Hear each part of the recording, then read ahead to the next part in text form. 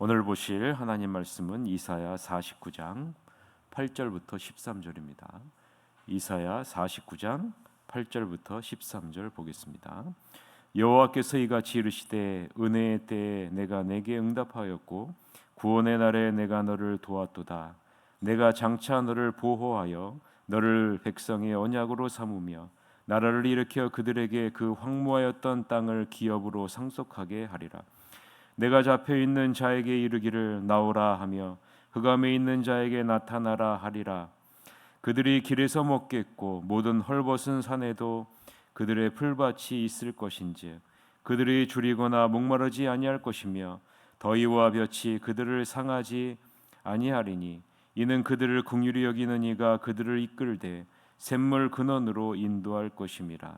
내가 나의 모든 산을 길로 삼고 나의 대로를 도두리니 어떤 사람은 먼 곳에서 어떤 사람은 북쪽과 서쪽에서 어떤 사람은 시님 땅에서 오리라. 하늘이여 노래하라. 땅이여 기뻐하라. 산들이여 즐거이 노래하라. 여호와께서 그의 백성을 위로하셨은즉 그의 고난 당한 자를 긍휼히 여기실 것임이라. 아멘. 오늘은 샘물 근원으로 인도할 것임이라. 샘물 근원으로 인도할 것임이라 라는 제목으로 하나님 말씀을 보겠습니다. 앞선 이사야 49장 1절서부터 7절에서는 여호와의 종에 대한 여호와의 전적인 부르심과 여호와의 종에게 주신 사명, 성취 그리고 영광과 승리를 약속하는 내용이 앞에 나온 1절서부터 7절의 내용이었습니다. 오늘 본문은 여호와의 종이 하나님의 백성을 위해 행할 사역이 무엇인지를 구체적으로 보여주는 그런 말씀입니다. 오늘 본문에서 8절이 정말 중요하죠. 8절을 보면 은혜의 때와 구원의 날이 등장을 합니다. 은혜의 때와 구원의 날이 의미하는 공통점이 있는데요. 그것은 하나님이 특별히 정한 특별한 시기가 있다라는 것입니다. 하나님께서 특별하게 정한 시간이 있다라는 의미이죠. 여러분, 지나온 이스라엘 백성들의 모습을 보아도 그렇죠. 하나님은 이스라엘 백성들이 스스로 잘못된 선택을 할 때도요, 하나님이 정하신 시기에 도와주셨습니다. 고통 가운데 부르짖을 때도요, 하나님이 정하신 시기에 응답하셨죠. 하나님이 정한 때에 도와주셨고 하나님이 정하신 시기에 응답하셨다라는 것입니다. 애굽에서 430년의 기근을 찼을 때 하나님이 응답하셨고요, 도와주셔서 애굽에서 나오게 하셨습니다. 바벨론 포로로 끌려갔을 때 70년의 기한이 찼을 때 하나님은 이스라엘 백성들의 기도에 응답하셨고 페르시아 왕 고레스를 통해 이스라엘 백성들이 예루살렘으로 돌아오도록 도와주셨습니다. 이 모든 것이 다 하나님이 정하신 특별한 때에 이루어졌다라는 거죠. 이것이 은혜의 때고요, 이것이 구원의 날의 의미입니다. 하나님은 정하신 은혜의 때와 구원의 날이 반드시 너희에게 있을 것이다 라는 사실을 하나님의 백성들에게 선포하고 있는 것입니다. 여러분의 인생에도 하나님이 정하신 은혜의 때와 구원의 날이 있음을 여러분 믿으시기를 바랍니다. 이것이 하나님이 우리를 향해 갖고 계시는 계획이라는 것입니다. 내가 정하는 시기가 아니라 하나님이 정하시는 그 시기가 반드시 있다라는 것입니다. 하나님은 하나님이 선택한 이스라엘 백성들의 역사를 통해 이러한 은혜의 때와 구원의 날이 지금 이 시기에 살고 있는 우리에게도 있음을 오늘 우리에게 지금 보여주고 있는 거예요. 하나님이 이렇게 하시는 이유가 무엇입니까? 궁극적으로 하나님이 응답하시는 은혜의 때가 반드시 있을 것이고 하나님이 도우시는 구원의 날이 반드시 지금 너희에게도 있을 것이다 라는 사실을 잊지 말라는 거죠. 바울은 이런 은혜의 때와 구원의 날이 고린도후서 6장 2절에 그리스도의 구속의 타협을 통해서 이루어졌음을 선포합니다. 고린도후서 6장 2절을 보면요, 사도 바울은 이렇게 말해요. 이르시되 내가 은혜 베풀 때 너희에게 듣고 구원의 날에 너를 도왔다 하셨으니 보라 지금은 은혜 받을 만한 때요 보라 지금은 구원의 나리로다라고 사도 바울은 선포합니다. 사도 바울은 그리스도의 구속 사역을 통해서 하나님이 정하신 은혜 받을 만한 때 구원의 날이 이루어졌다라는 사실을 선포하고 있는 겁니다. 하나님은 그리스도의 구속 사역을 통해 하나님과 인간의 관계를 온전히 회복시키시겠다라는 사실을 보여주고 있는 거죠. 하나님은 그리스도를 새 언약의 중보자로 세워 영원한 새 언약을 이루실 것을 사도 바울은 그리스도의 구속 사역을 통해서 바라보고 있는 것입니다. 이것을 말하는 구절이 8절인데요. 8절을 한번 보세요. 여호와께서 이같이 이르시되 은혜의 때에 내가 내게 응답하였고 구원의 날에 내가 너를 도왔도다. 내가 장차 너를 보호하여 너를 백성의 언약으로 삼으며 나라를 일으켜 그들에게 그 황무하였던 땅을 기업으로 상속하게 하리라 라고 말씀하고 있는 겁니다. 새 언약의 중보자 되시는 예수님께서 어떤 일을 하십니까? 하나님의 자녀들을 회복시키실 것이라는 말이에요. 하나님의 자녀를 보호하실 것이라는 말입니다. 하나님의 자녀를 인도하실 것이라는 말이에요. 여러분이 세 단어를 잊지 마세요. 하나는요, 회복이라는 단어고요. 다른 하나는요, 보호라는 단어고요. 다른 하나의 단어는요, 인도라는 단어예요. 회복하실 것이고 보호하실 것이고 인도하실 것이다 라는 이 사실, 여러분이 세 단어를 반드시 여러분의 인생에 기억하십시오.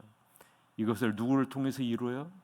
여호와의 종된 그리스도를 통해서 이루신다라는 사실입니다. 그 내용이 오늘 본문 9절서부터 12절의 내용인데요. 우리 같이 한번 읽어봅시다. 내가 잡혀있는 자에게 이르기를 나오라 하며 흑암에 있는 자에게 나타나리라 하리라. 그들이 길에서 먹겠고 모든 헐벗은 산에도 그들의 풀밭이 있을 것인즉 그들이 줄이거나 목마르지 아니할 것이며 더위와 볕이 그들을 상하지 아니하리니 이는 그들을 긍휼히 여기는 이가 그들을 이끌되 샘물 근원으로 인도할 것임이라. 내가 나의 모든 산을 길로 삼고 나의 대로를 도두리니 어떤 사람은 먼 곳에서 어떤 사람은 북쪽과 서쪽에서 어떤 사람은 신임 땅에서 오리라 라고 말씀하고 있는 거예요. 하나님은 그리스도를 통해서 하나님의 자녀들을 보호하실 것이고 하나님의 자녀를 회복시키실 것이고 보호하실 것이고 인도하실 것이다 라는 사실을 말씀하고 있는 거죠. 오늘 본문의 직접 대상인 이스라엘 백성에게는요, 바벨론에서 고국 땅으로 물리적인 회복을 생각할 수 있죠. 그러나 여러분, 하나님이 말씀하시고자 하는 것은 무엇입니까? 그리스도를 통해서 궁극적인 영적인 회복을 말하는 것 아니겠습니까? 우리는 이 사실을 기억해야 됩니다. 하나님이 그리스도를 통해 영적으로 죄와 사망의 노예 가운데 있는 우리에게 나타나셔서 우리를 인도하여 새 생명의 자유를 누리게 하실 것이라는 말입니다. 하나님은 죄와 사망의 노예 가운데 있는 이스라엘 백성에게 나타나셔서 애굽에서 나오게 하셨죠. 가나안 땅을 향해 가는 여정에서 하나님은 이스라엘 백성에게 언약을 주시고 가는 곳마다 양식을 주셨어요. 목마르지 않도록 공급해 주셨고요, 더위와 볕에 상하지 않게 하셨습니다. 왜 이렇게 하나님이 하셨을까요? 10절에 보면 하나님은 우리를 긍휼히 여기시는 분이시기 때문이라 라는 말이죠. 하나님이 왜 하나님의 자녀를 회복시키고 하나님이 왜 하나님의 자녀를 보호하고 왜 하나님의 자녀를 인도하실까? 그것은 우리를 긍휼히 여기시는 긍휼의 하나님이시기 때문입니다. 우리가 가는 길이 어떤 길인지를 알고 계신다는 것이죠. 흑암과 같은 길, 헐벗은 산과 같은 길, 졸이기 쉽고 목마르기 쉬운 척박한 길, 더위와 볕에 상하기 쉬운 길이 바로 우리의 인생의 여정에 있는 길임을 여호와 하나님을 알고 계시기 때문 아니겠습니까? 흑암과 같이 앞이 보이지 않는 길에 주님은 친히 나타나셔서 빛이 되어주시겠다라고 말씀합니다. 헐벗은 민둥산에도 주님은 넉넉한 목초지를 가꾸어 먹이실 것이라고 말합니다. 줄이기 쉽고 목마르기 쉬운 환경 속에서도 주님은 생명의 떡과 물이 되어 주셔서 부족함이 없이 풍족하게 채워주실 것이라고 말씀하고 있는 것이죠.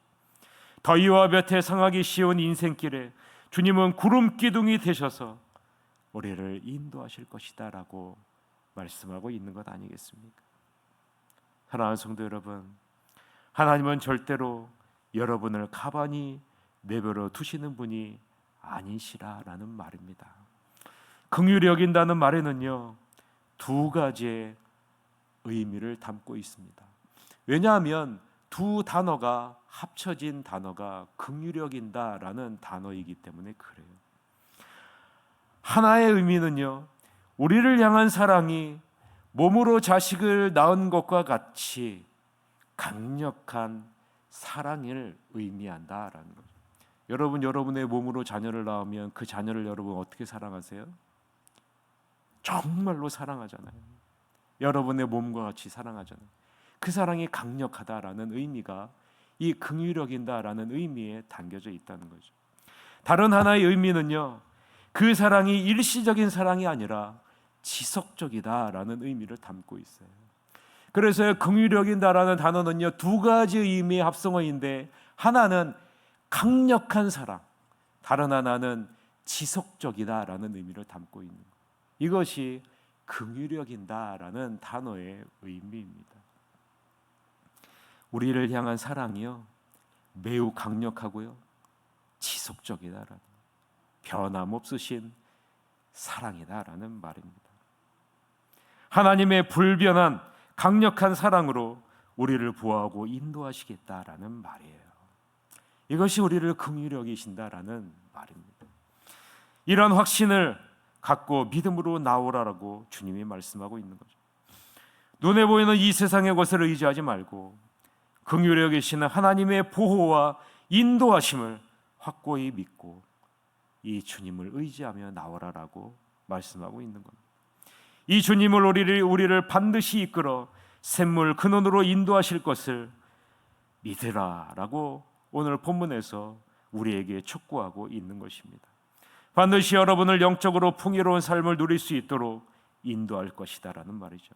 그러니 우리 앞길에 있는 모든 산과 같은 장애물과 어려움이 있다 할지라도 이 모든 것이 하나님의 주권 가운데 있다는 사실을 기억하고 하나님은 나에게 있는 어려운 길을 불편함이 없이 인도하실 수 있는 분이시라는 이 믿음을 갖고 주님 손 굳건하게 붙잡고 나오라라고 말씀하고 있는 겁니다. 사랑하는 성도 여러분, 이런 하나님의 강렬한 변화없는 사랑을 알기에 이사야는요 13절에 뭐라고 얘기하고 있냐면 기뻐하며 즐거이 노래하라 라고 명령합니다. 기뻐하고 즐거이 노래하라.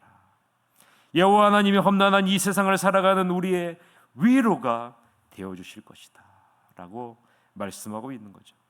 이 세상에서 고난당하는 우리를 주님은 긍휼히 여기시기 때문이라 라고 말하고 있는 겁니다.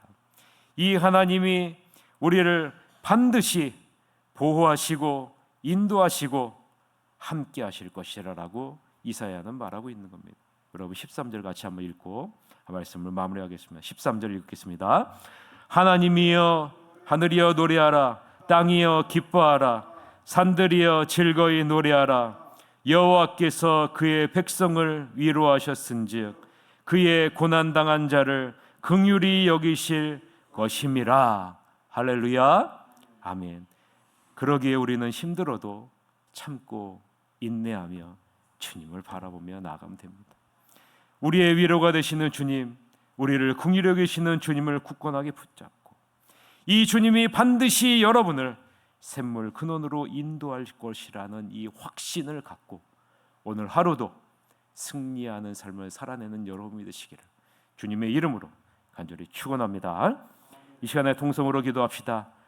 나를 긍휼히 여기시는 주님, 강렬한 사랑, 변화없는 사랑으로 나를 붙드시고 나를 선택하시고 회복하시고 인도하실 그 주님을 굳건하게 붙잡고 나를 샘물 근원으로 인도하실 것을 믿음의 눈으로 바라보며 주님을 신뢰하며 주님만 붙잡는 인생 될 수 있도록 인도해 주시옵소서라고 우리가 다 같이 통성으로 기도하시러 가도록 하겠습니다. 기도하시겠습니다.